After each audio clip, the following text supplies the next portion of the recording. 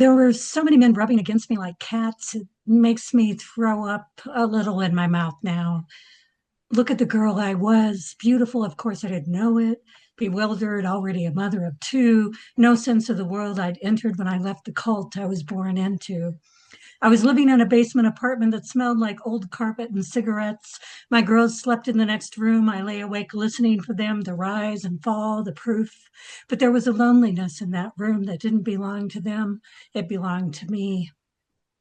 My father said, I don't care if you're a slut, but if you hurt your mother again, I'll kill you.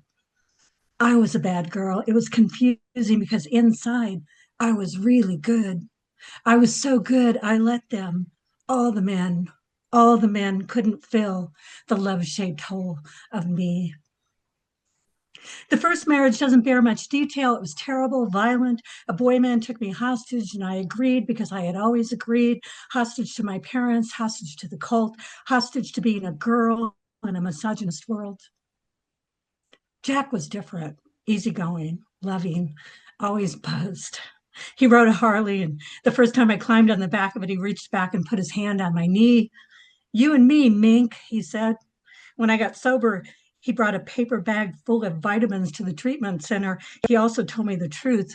He would never stop drinking, not for anyone. I left after I got sober. I just wanted a life that was my own. James was the love of my life. Maybe he was not because he loved me, but because he didn't. I thought he was my reward for getting sober, for doing the work, for becoming worthy. I still believed in the dream, the great passion, the missing piece. I still thought someone else could complete me. He lit candles and played pianoscapes. He gave me hiking boots at 30 days, nicotine free. I sent him some Emerson. He wrote back and said he wasn't in love with me. This is the part where you fall to your knees and slide down the tiles in the shower and sob. Something broke open in me exactly where the hole was, the place a father's love should have filled and didn't. After James, I sat across from my father and realized I don't need your lack of love as evidence of my worth. My father gave me breadcrumbs. If you've never had bread, you think breadcrumbs are love. They aren't. I gave them back to him. James didn't fill the hole. He broke the spell that made me believe it could be filled by a man. When I lost James, I lost the dream. My third husband and I met by a pole talking poetry. Rilke came up. He recited a line he half remembered. There's no place that does not see you. I finished it. You must change your life. That was 29 years ago. For me, love had become a choice, a verb.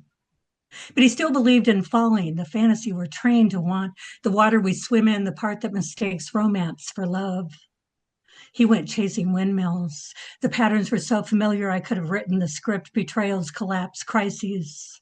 That kind of falling isn't a choice. It's conditioning. You fall into it again and again until something interrupts the pattern enough. The crises woke him up. It pushed me somewhere else. I could stay or I could leave. And both were the same move. So I did neither. In that space, he had to meet himself. Underneath staying or leaving was the belief either would save me. That's the spell, the false binary. I didn't need to leave or stay because I was already whole. Changing sidewalks wouldn't change that. The hole is gone. In its place, he's there, and I'm here. I think that's love.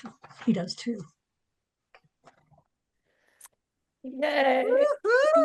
Kelly, thank you. Wow. Amazing. Very beautiful. Thank you so much. Okay. Okay.